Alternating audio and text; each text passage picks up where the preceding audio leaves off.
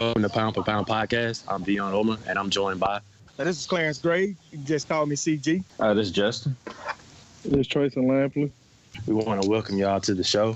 How was you guys' weekend? Having a wonderful weekend myself. I have my sister in from Nashville, my mom and dad, and all my family over. I just got through looking for the family, so having a great weekend. What about you guys? I mean, I can't complain, man. I'm in Hawaii, but I mean, trying to duck and dodge volcanoes out here. How about y'all? Yeah, I can't complain either. I'm down here in Destin with a little family vacation myself. And just enjoying the weather down here so far. Well, man, y'all weekend going a lot better than mine. I haven't done anything. Y'all in Hawaii, on the beach, grilling. Y'all got it going on, man. Man, what you talking about? You got Brian in Game 7. Hey, well, we going to get to that in a second. But first, let's kick it off with Klay Thompson last night. How you like that last night? He been missing, so it was time for him to show up.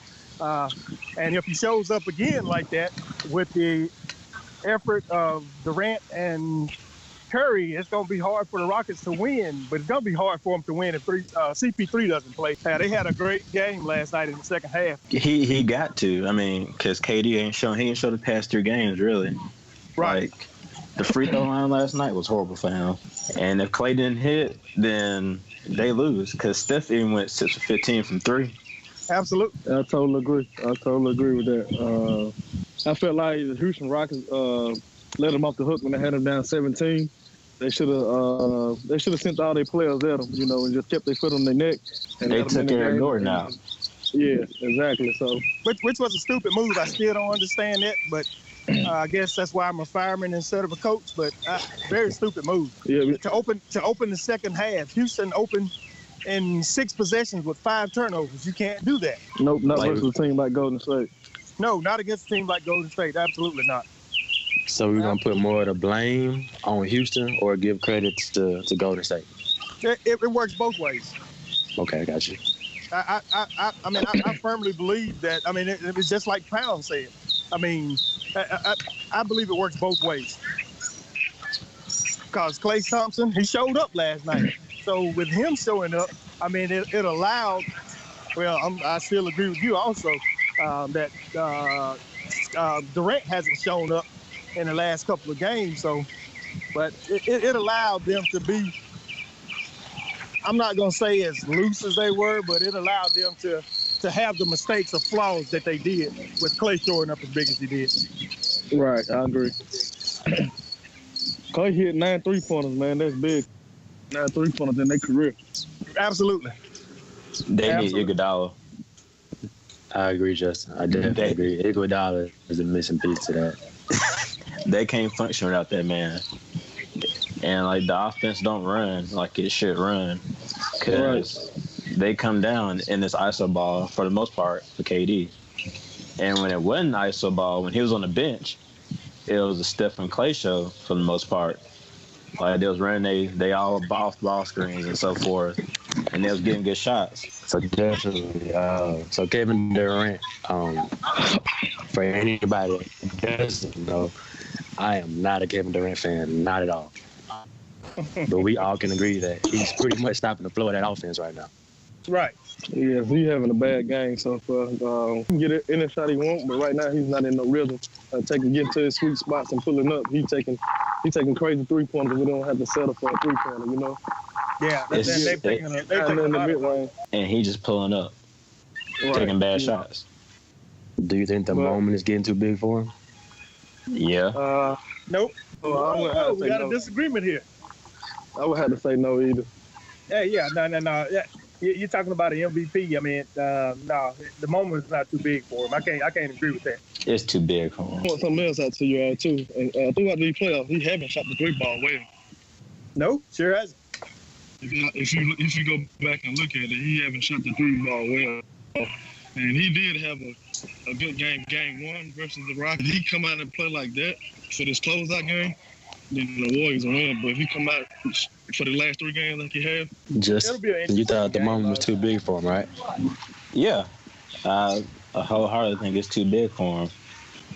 Like, he ain't no leader, and he went to Golden State for a reason because he can't do it. Like, last year, like, he had no pressure on him at all last year to beat the Cavs in the finals.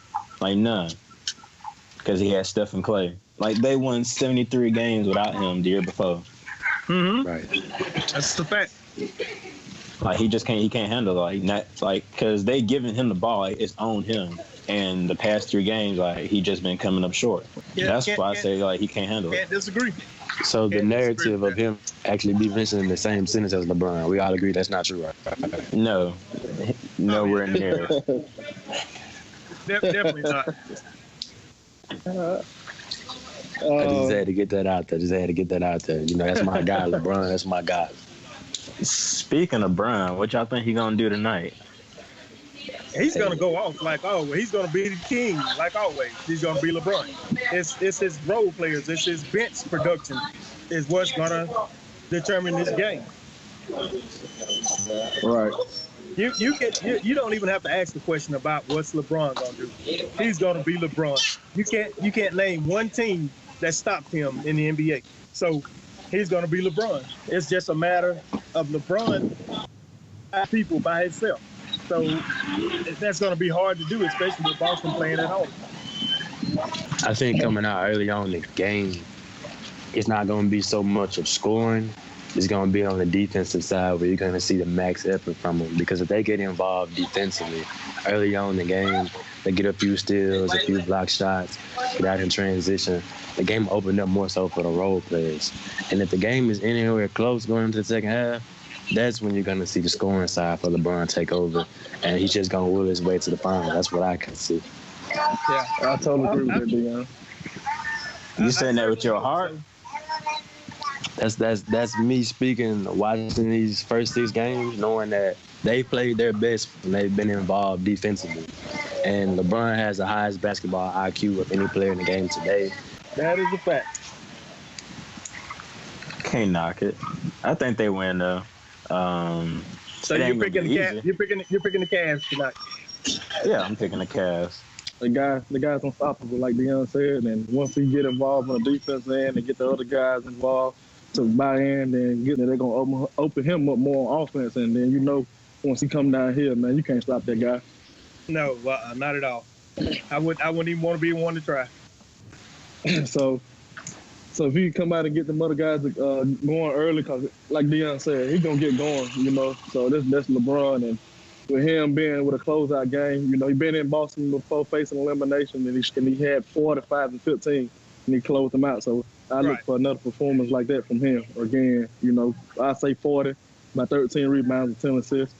Yeah. So you're going triple-dub. High triple-dub. Yeah, I'm going triple-dub. I heard that. I got to do a triple-dub. So who we missing, Justin? I don't know. I say 20 and 10 and about 8 assists. I don't see Miss Triple Double, to be honest with you. You got him going 20 points? Okay. But I don't feel like outside of Corver and then Love out, I don't see none of his role players just like hitting like that. I mean, they gonna play J.R. Smith.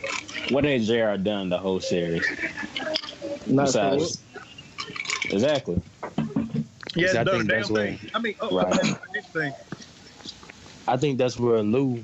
I mean, he's gonna have to earn that paycheck tonight, and I mean, he's been playing 20, 30 minutes, night in, night out. He can't do that tonight. He's gonna have to play Rodney Hood, and I've been a huge critic on Rodney Hood. The way he's played, because he's really talented. He just had a little comfort. They give him an opportunity tonight, and he can come out, he can light it up. There's one thing he can do is score. He's always been able to score. That's a fact. And as athletic as he is, it's no reason why he can't get involved defensively and be a force. So play a big role along with Jordan Clarkson too. Yep. Yeah, that relates back to what I said earlier. I mean, I know your role players, as far as your starters, are going to have to be big.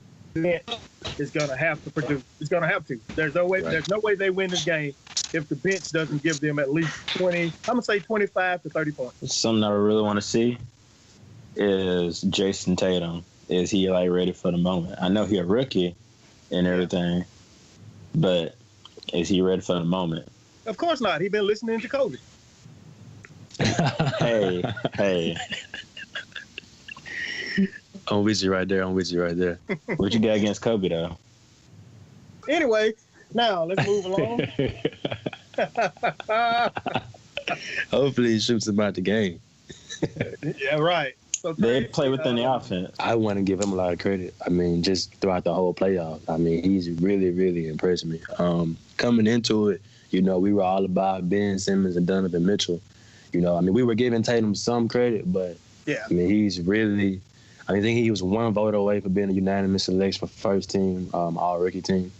right. I don't see how he wasn't unanimously selected, but moving forward, be looking past this year, and that's kind of prematurely, but Boston's got a special group of guys in A tech. very It's special something group of special. guys. I posed this question to a couple of Lakers fans last night. How in the world can you be rooting so hard for the Boston Celtics knowing you're a true Lakers fan? Because chances are in the next 5 to 10 years, the Lakers are going to win another championship. I mean, the Boston are going to win another championship, not the Lakers. That's true. So, yeah. I understand your pure hatred of LeBron, but the Boston Celtics is a better team right now and will be in 5 years than the LA Lakers. I can't agree with Unless LeBron goes to LA. it. It all hinges on what we do in free agency. To be honest, like this free agency right here, because there's so many big names on the market with LeBron, with Boogie. If I'm not mistaken, DeRozan, Chris Paul's on the market, CP3, yeah, Paul George. It's a lot of big names on the market, and we have a young nucleus already with Ingram, Ball, Kuzma. Kuzma surprised the hell out of me this year. So, you name 2 of those players that you would like to see join your Lakers team right now, and then I'm going to tell you why the Celtics are going to be better than that team. I only care about Boogie. If we get Boogie, we in contention, in my opinion. No, not in the West. I'm sorry. In contention to make the playoffs or in contention to make a run in the Western Conference? Yeah, To make a run. You might be in just contention to Boogie? make the playoffs, but not in the Just West. Boogie. You're not in the contention for anything in the West. If we re-sign Randall, which we probably will and should, because he played pretty good this year, and we bring Boogie. Boogie is a star player. Like, that's your go-to guy. God, yes. I'd love to see him in Cleveland. And the young talent around him is ridiculous. But can Boogie be the best player on the championship team? Nope. With his head on straight, Nope. You think he's that guy? Nope. I think he that guy. I don't think he's that. I just don't see it. I mean, And I'm a Kentucky personally, I fan don't now, see so it. I absolutely love Boogie Cousins, but yeah, I love don't Boogie see myself. being that guy. Let's say Anthony Davis swaps injuries, and Boogie's in that lineup and not Anthony Davis. I don't think the Pelicans do the things that they did in the second half of the season with Boogie leading that team. No. Correct. They wouldn't. That's absolutely correct. But bringing Boogie to LA and putting him in that position of being the leader of the team, I mean, that'd kind of be, somewhat similar. The talent level will be a little bit different. Big fan of Kuzma, like you said, Justin. He really surprised me. Drew Randall, second half of the season, he really, really came on. And So, something that I really want to get into is, what do y'all think about the NFL with the protest? It's an over exaggeration. It's bullshit. With the protests, I mean, I'm a first responder, so I mean, I absolutely get it. Do I respect the flag or the anthem? Probably more than I should, because of the way it's respected me or lack thereof. But that's not what this all started about. This was not about disrespecting the flag or the anthem in any way, shape, form, nor fashion. This all started over police brutality against asserting freedom of people. And so now the same people that own this stuff and being influenced by these political powers, this is why they took these steps. And I was listening to some Meet the Press this morning, and as I understand it, they literally can't take these steps without going in. I don't remember the name of the board or whoever it is. They can't take these steps without going before this commission. And so this is still not finalized yet, and I hope that they actually do something about it. I do know that they'll find anybody that's on the field that's not standing for the.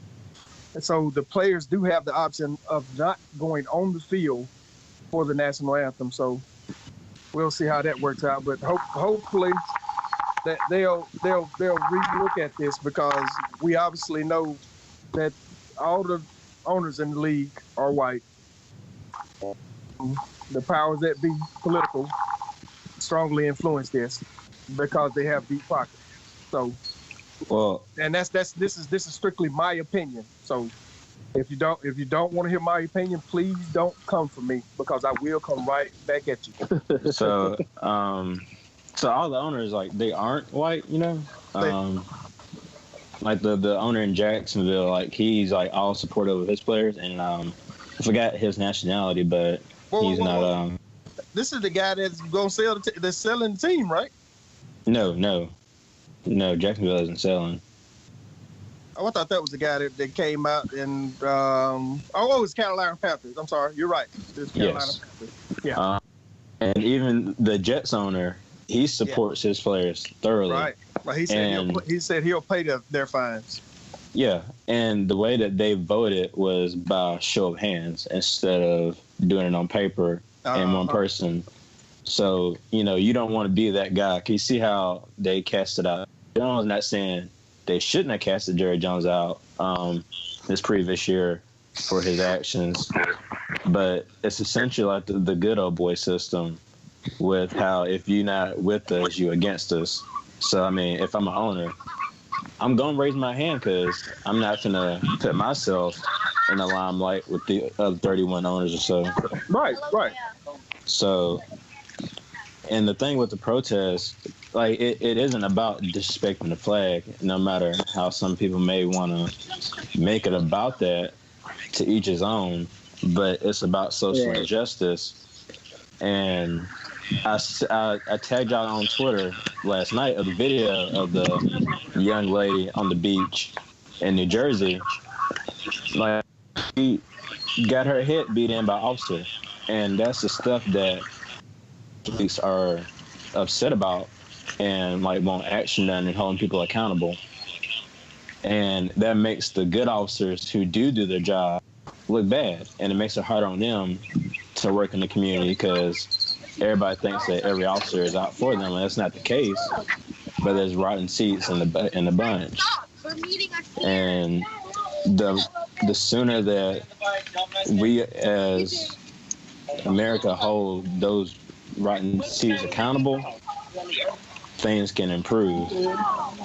And it's not a black thing, it's not a white thing, whatever. It's social injustice. Like, all don't have the proper training, and they're not upholding what they're supposed to be doing. And like, it has to stop, because people shouldn't live in fear like that, you know. I totally agree with that. Definitely. Okay, listen at this.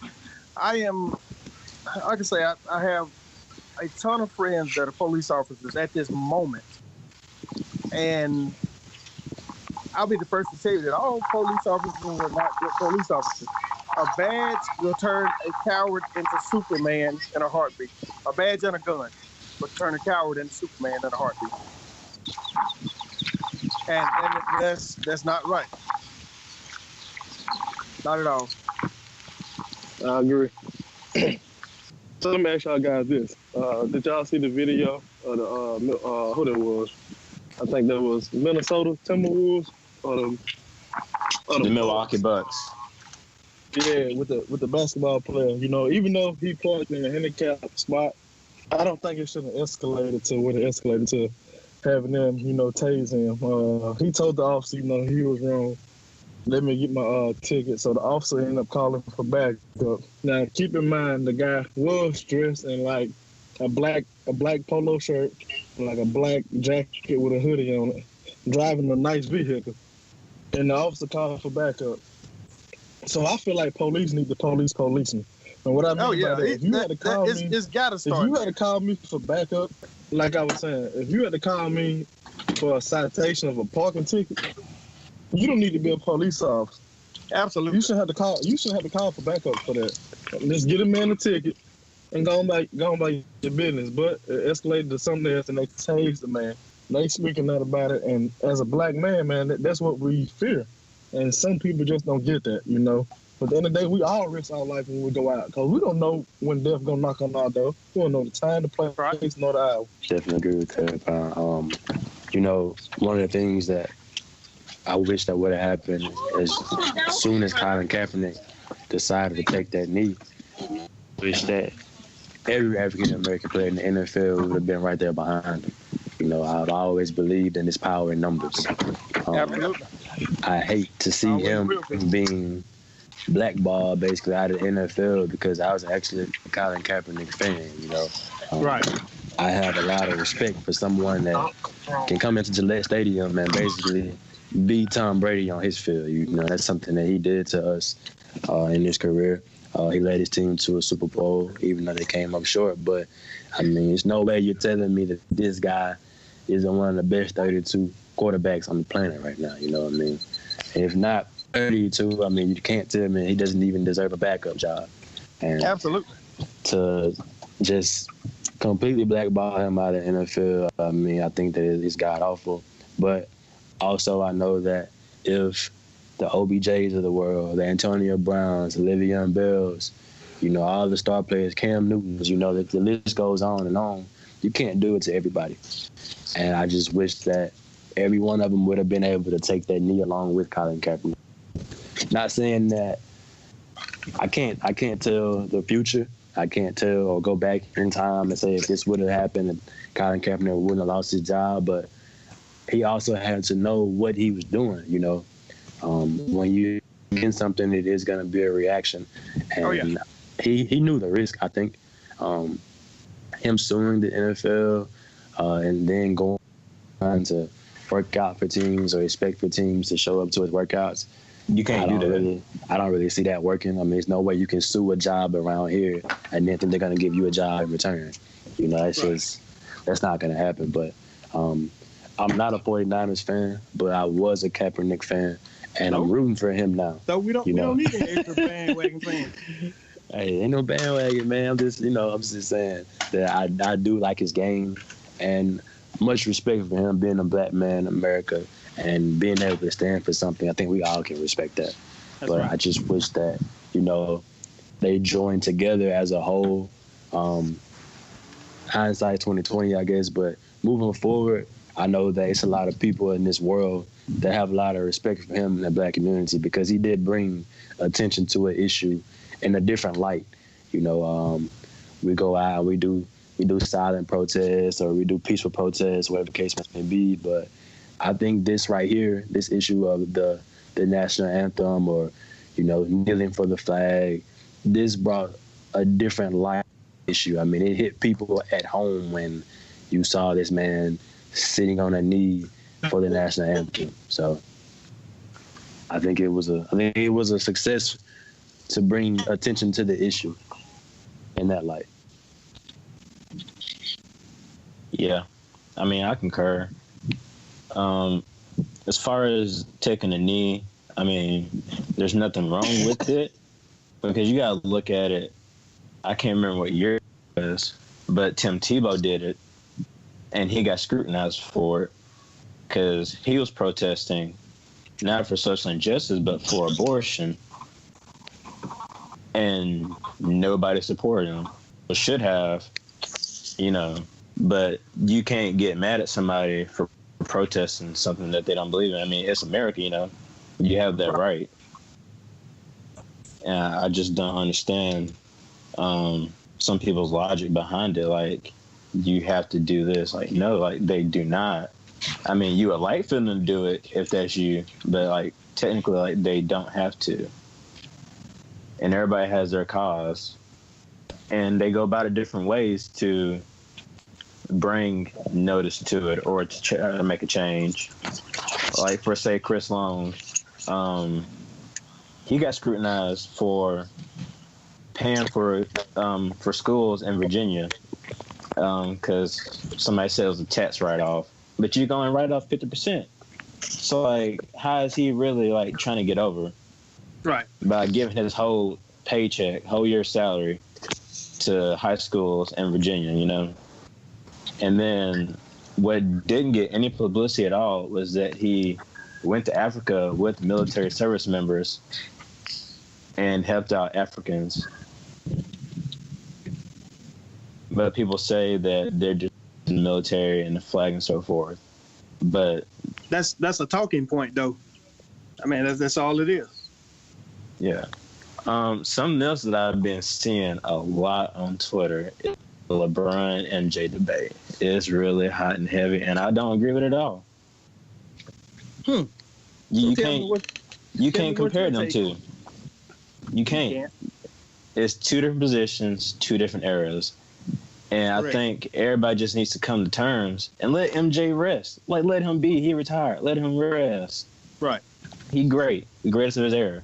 But you got to look at LeBron as the greatest of this era. Ain't no ifs and buts about it. And just appreciate it, because when it's gone, it's gone. Like, we never going to get MJ back. Correct. And, like, when LeBron gone. You're never going to get Kobe back. Yeah. For you Lakers fans that are sitting on your hands waiting to say something. We just gonna put Kobe in there when we said the LeBron and Jordan debate, but that's a Kobe fan for you, though. Right. Yeah, it's scrutinized. They're going to compare it to MJ. And you can't do that. Like, technically, LeBron should get MVP every year. Yep. 100%. I seen a meme the other day that was showing all the years that Kobe got sidetracked for the MVP. And that's a legitimate thing also. Kobe literally could have got the MVP all of those years. So I don't even knock that. But right now, I mean, he could have. I mean, look, I don't care that you say, well, he's popular, he's this, he's that, he's that. The same guy shouldn't get it every year. It's an MVP of the league for a reason. If he's the best player in this season, he should get it, bar none. And right now, James Harden probably going to win it. And he has absolutely no stats other than a better winning record as a team. This is not a team. This is not a team award. So LeBron has better stats across the board than James Harden. So why is Harden going to win this award? Because it was number one in the West. And the West is perceived to be the stronger conference because there's more star power in the West. I already know what you're saying, but you still not answering my question. I mean, this is an individual award. This is an individual award, not a team award. Honestly, I think that part of the Harden narrative is he's played really, really good the last 3 years and he still hasn't gotten it. So a lot of people are kind of feeding into the narrative. Oh, it's his time. Well, that's kind of like, no, it's not your time. You deserve it. And honestly, he doesn't deserve it, in my opinion. Right. As the MVP, if your team can carry you through games when you shooting horrible, 0 for 22 from the three-point line, right, that's not MVP. Right. And they've done that consistently throughout the playoffs, which is carry him. Chris Paul's been the MVP of that team during this series, at least.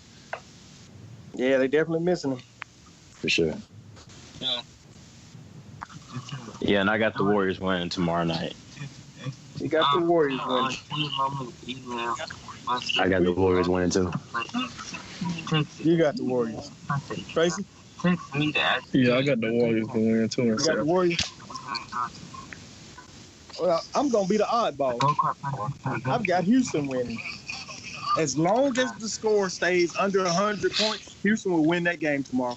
I'm going to say that Houston's going to come out and play better defense. I know that they're missing CP3, but Houston at home is going to come out and play better defense and beat the Warriors tomorrow. You by yourself on that one. That's okay. I can live with that.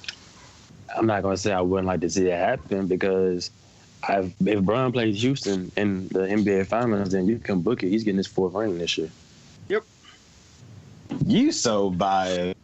Hey, God. How you figure, man? How you figure I'm being biased? This whole LeBron thing. I just think the matchup for him is better with Houston. You know, James Harden, I mean, Chris Paul, he's great, but right now he's injured. And if you just want to go role players, yeah, Houston has better role players than Cleveland. But that LeBron effect, man, I really feel like it's a different animal. It is. That's why he's gonna take over tonight. Right. Yeah, I definitely agree. All right, y'all. So let's get the guest on the. So I looked it up this morning, and he a top 150 player right now. Really? Yeah. Man, that's what's up. Yeah, eager to see how his recruiting trail is going. Hey, Byron. Hey, how you doing, man? I'm doing good. How you doing? Doing all right. So, hey, everybody. This is Byron Young, ESPN 300 recruit. 24/7 has him in the top 150. So, how's it going, Byron? Everything been going pretty good. So, this is Tracy, Clarence, and Dion. Mm-hmm. So, how's your recruitment, man? It's been going pretty good. It's starting to pick up a lot now that the season has ended, so a lot more people are starting to call, and it's getting to a point where the coaches can call us now. So I'm getting a bunch of calls every week. Who the biggest coming at you right now? Coming at me the hardest would probably Alabama or either Georgia or Mississippi State. Awesome. So it was all over social media, man, with Saban flying out to your high school to come see you. So tell me about that. Oh yeah, that everybody at the school went crazy whenever that happened. I don't know how everybody figured it out because we were trying to keep it on the down low because we didn't just want everybody trying to barge in there to see him, but it was really nice having him on campus. I mean, it's West Jones, you know. It's kind of the standard. Really? Yeah. Yeah. Oh, my bad. Anyway, Byron, this is Clarence. Have you taken any visits yet to any schools? Yeah, I've been to LSU, Georgia, Ole Miss, Alabama, Mississippi State. I'm supposed to be going to Clemson in 2 weeks. Okay. Awesome. I'll encourage you to take in all the visits that you can so you can see what's out there. Yeah, that's what I'm going to do. It's a really fun thing. I have a nephew right now that plays at the University of Tennessee, and so I was fortunate enough to take him or go with him travel with him on a lot of his visits, even a couple of the official visits, and that's something that you want to take full advantage of.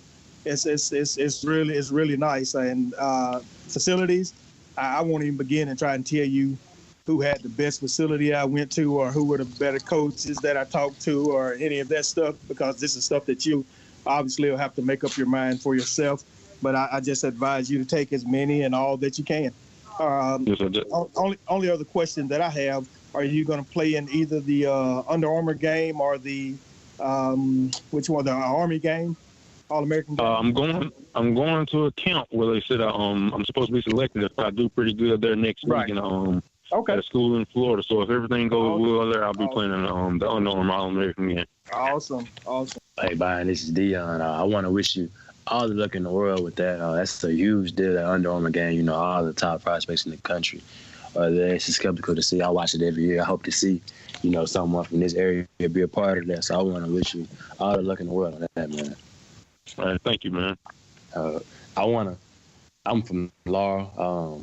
We came out there and y'all beat us up this year. And you took it out on us pretty hard, man. I just hope the next year you take it easy on us, man. Just do that one favor. Ain't gonna be none of that. I wouldn't expect to hear nothing else, man. Wouldn't expect to hear nothing else. Ohio State, they coming at you, ain't it? That's my team. They coming pretty hard. I'm talking to them almost daily.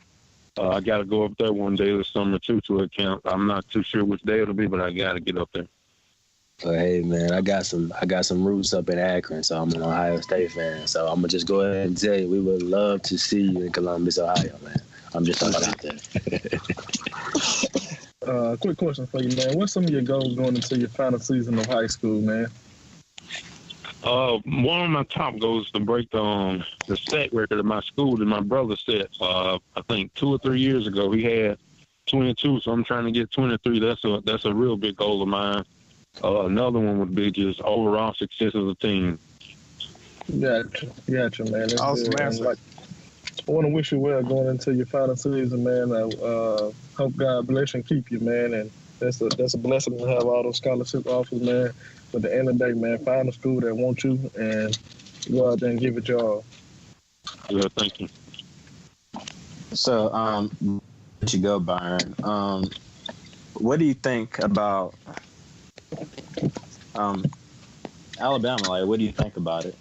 I really like Alabama. I'm talking to them all the time. You know, that's a great program that's always winning, always sending people to the NFL. There's not much that you can just dislike about Alabama if you really just look into it. You know, some people just dislike them because they're always beating their team.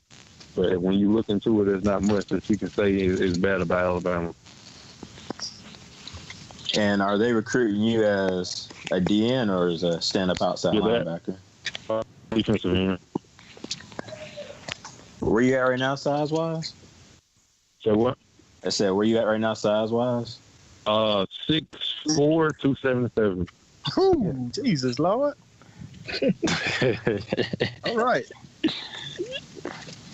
So what's the expectations for the season right now? I mean, I know y'all done with spring and stuff.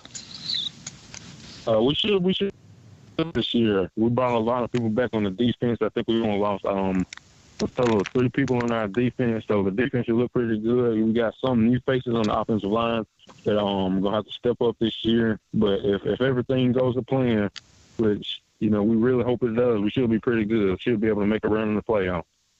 Oh, nice. Do y'all play Wayne County this year? We do play Wayne County. We play in the first game of the season at home. They gonna beat Wayne County this year. I'm a gambling man now. Yeah, I think we got them this year. I'm about to say we got them this year. I wish you well in the rest of your games, but all I'm gonna say about that is War Damn Eagle. I appreciate you coming on, Byron. Thank you, man. All right, no problem. Thank you. All right, man. Be blessed.